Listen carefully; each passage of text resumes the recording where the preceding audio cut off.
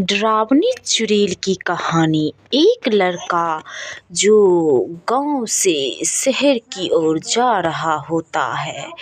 तभी जाते जाते रात होने वाली थी। तभी ये लड़का गुजर रहा होता है। तभी एक पेड़ पर से चुड़ैल बुलाने लगती है, कहती है, कौन हो जो शाम को गुजर रहे हो? कौन हो, जल्दी से देखो मैं कहाँ हूँ। तभी ये लड़का बोलता है, कौन हो तुम और यहाँ पे क्या कर रहे हो? हमको तो समझ में नहीं आ रहा है कि तुम कौन हो, और तुमको तो मैं मार डालूंगा। तभी चुड़ैल बोलती है, अरे तुम हमसे मुंह लगा रहे हो, अब तुम देखते जाओ, अब तो तुम्हें मैं कच्चे ही चबा जाऊंगी, देखो तुम। तभी ये चुड़ैल उसके शरीर में प्रवेश कर जाती है और उसे जमीन पर घसीट कर अपनी गुफा की ओर चल पड़ती है। नीचे की तरफ से इसे जमीन पे घसीटते हुए एक खूंखार सा गुफा था, वही में ये चुड़ैल लाती है मारने के लिए। तभी सारे गांव वाले लोगों को पता चल जाती है, और रात होने के बाद फिर सुबह होती है तो एक लड़की जो जा रही होती है अपनी बगीचा को देखने के लिए, तभी वो सोचती है, आज तो मैं किसी पेड़ पे जाकर झूला लगाऊंगी, और बोलती है, उसी झूला पे आज मैं झूला भी झूलूंगी, क्योंकि हमको तो झूला झूलने में बहुत मन लगता है। अब तो मैं झूला झूलूंगी, जा रही हूँ किसी पेड़ पे लगाऊंगी। तभी ये लड़की बोलते बोलते आती है और कहती है, अब मैं किस पेड़ पे लगाऊं झूला, हमको कुछ समझ में नहीं आ रही है। अब मैं कहाँ जाऊं और किस पेड़ पे झूला लगाऊं ताकि मैं जी भर के झूला झूल सकूंगी। हमको तो झूला झूलने का बहुत मन कर रहा है। अब जाती हूँ कोई दूसरा जंगल जिसमें मैं झूला लगाऊंगी और वहीं पे व्यायाम भी करूंगी और बहुत खेलूंगी। तभी ये लड़की चल जाती है और जोर जोर से अपनी पैर को बढ़ाने लगती है। ये दौड़ती है बड़ी तेजी से। तभी इसको एक आइडिया आ जाती है। वो सोचती है, अब तो मैं दौड़ कर जाऊंगी और जल्दी से एक पेड़ पे झूला लगाऊंगी और किसी से मैं झूला झूलूंगी, क्योंकि हमको झूला झूलने में बहुत मन लगता है, इसीलिए तो मैं झूला झूलने की सोचती हूँ। तभी ये लड़की जाकर एक पेड़ में लगा लेती है और मन भर वहीं पे बैठकर झूला झूलने लगती है। ये लड़की बहुत खुश हो जाती है झूला झूलकर, और आराम से यहाँ शांति जगह में बैठकर झूला झूल लेती है और फिर से यहीं पे उतरकर इधर उधर खेलने लगती है, क्योंकि ये लड़की को तभी ये लड़की वही जंगल यानी वही पेड़ के नीचे ही ये लड़की सो जाती है। ये मन में ठान लेती है कि अब मैं नहीं जाऊंगी घर और मैं यहीं पे झूला झूलूंगी। ये मन ही मन बोलती है, अब तो मैं यही जंगल में रहूंगी और यहीं पे झूला झूलूंगी, क्योंकि इतनी मेहनत से मैं झूला लगाई हूँ और झूला नहीं झूलूंगी क्या? तभी ये ज़ोर ज़ोर से हंसने लगती है और बहुत तेज़ी से ये हंसने लगती है। फिर वहीं पे ये बैठ जाती है और बहुत खुशी होकर इधर उधर का नज़ारा देखने लगती है। ये बहुत अच्छी लड़की थी, छोटी सी। तभी वो बोलती है, आज तो मैं यही जंगल में रहूँगी।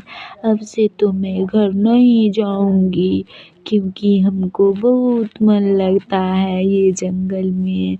और मैं जो झूला जो लगाई हूँ, अब तो मैं खुशी से डांस करूँगी। ये हे, मैं खुशी से डांस कर रही हूँ। देखो तुम लोग, मैं कैसे डांस कर रही हूँ, देखो जब। ये लड़की की माँ उसे ढूंढने के लिए इधर उधर कब से भटक रही होती है। तभी वो भटकते भटकते एक जंगल में आ जाती है। ये जंगल में भी अपनी नज़र को इधर उधर दौड़ा कर देखने लगती है कि कहाँ गई है ये लड़की। इसको तो मन ही मन बहुत गुस्सा भी आ रहा था, लेकिन ये बेचारी क्या ही करती। इसकी बेटी जो रात से नहीं आई थी, ये तो लड़की को बस झूला झूलने के अलावा कुछ अच्छा ही नहीं लगता था। इसीलिए ये लड़की रोज़ अपनी माँ से छुपा कर आ जाती थी झूला झूलने के लिए। इसकी माँ रोज़ रोज़ इसे चेतावनी देती थी कि तुम अकेली उस जंगल में नहीं जाओगी झूला झूलने के लिए। तो भी ये लड़की किसी का भी बात नहीं मानती थी। तभी इसकी माँ गुस्सा से बोलती है, अब ये लड़की मिलेगी ना तो इसी तरह से मैं उसे बहुत मारूंगी। ये लड़की बहुत हमको सताती है, बहुत होशियार बन गई है। इसको मैं मना की थी कि तुम नहीं आओगी अकेली इस जंगल में, चुड़ैल रहा करती है, तो फिर क्यों आ जाती है ये लड़की।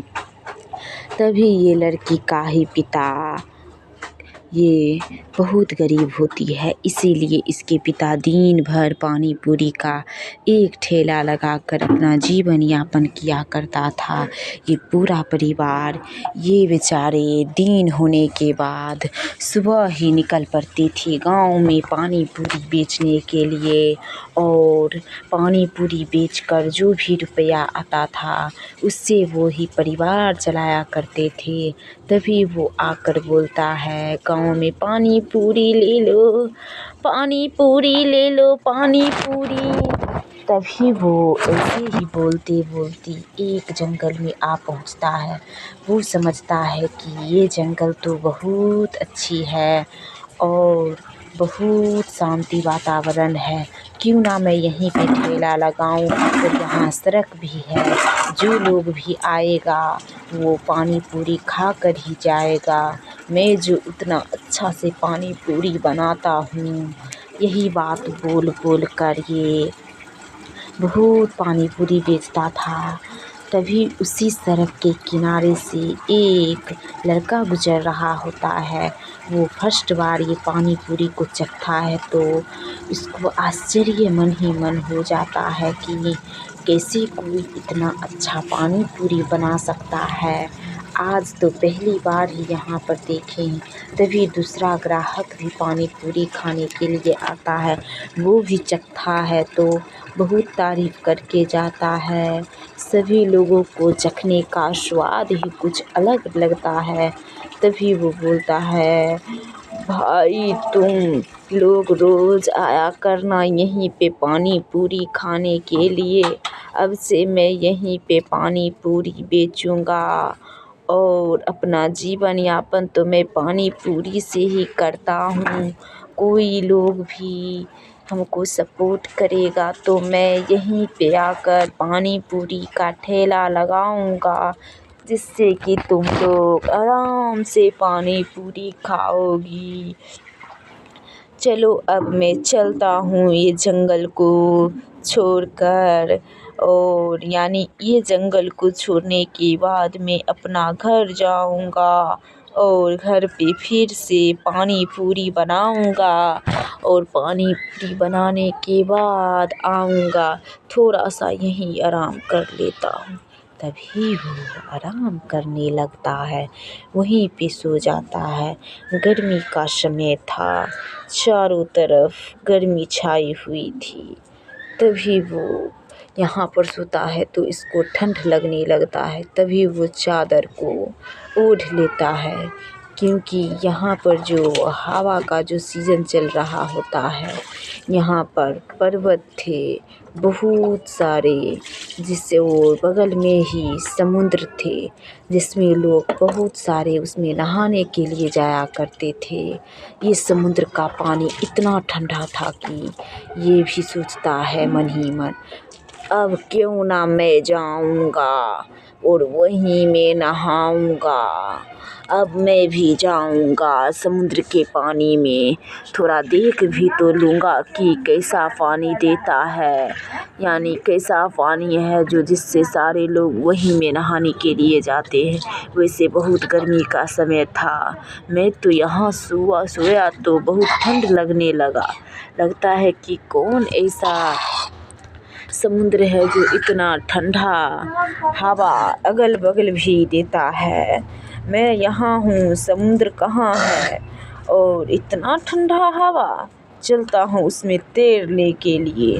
तभी वो तैरने के लिए चल पड़ता है और पानी में जाकर तैरने लगता है और बहुत खुश हो जाता है।